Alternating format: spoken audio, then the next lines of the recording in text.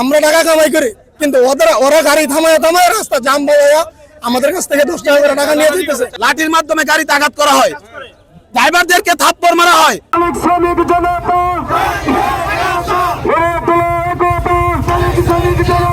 বাংলাদেশে দেখেন, ব্রাহ্মণবাড়িয়া জেলায় 9টা থানা আছে, কোনো পৌরসভায় বা কোনো থানায় কোনো জায়গায় চাঁদাবাজি চলে না, সব জায়গায় বন্ধ হয়ে গেছে।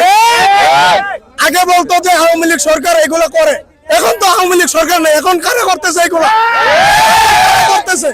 তাহলে বোঝা গেল যে আমরা প্রকৃতভাবে আমরা ন্যায় বিচার পাচ্ছি না, আওয়ামী লীগ থাকাকালীনও পাচ্ছি না, এখনো পাচ্ছি না। আমরা চাচ্ছি যে আমাদের যাতে এই গেলে দেখেন আমরা মেঘে ভিজি রোদে পুরি, আমরা টাকা কামাই করি, কিন্তু ওরা গাড়ি থামায় থামায় রাস্তা জাম বাজায়া আমাদের কাছ থেকে 10 টাকা করে টাকা নিয়ে দিতেছে, চাঁদাবাজি করতেছে।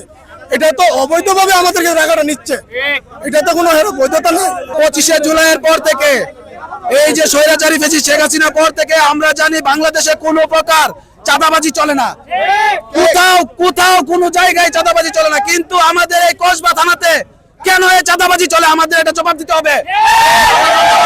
প্রশাসন এটার কঠোর জবাব দিতে হবে। কারণ আমি দেখেছি চমুনিতে গেলে ওইখানে অটোকে ধরে রাখা হয়, চাবি নিয়ে যাওয়া হয়, ওখানে কোনো জিবির স্লিপ নাই, জিবির কার্ড নাই, গাড়িতে লাঠির মাধ্যমে গাড়িতে আঘাত করা হয়, ড্রাইভারদেরকে থাপ্পড় মারা হয়, ওদের সাথে খারাপ ব্যবহার করা হয়।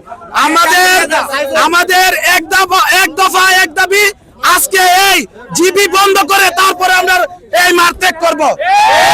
পৌরসভার বাইরে কোথাও আপনারা চাঁদা টোল দিবেন না। পৌরসভার বাইরে যেমন কুটি, মাইনপুর, সৈয়দাবাদ কোথাও আপনারা ইজারা দিয়ে নেই।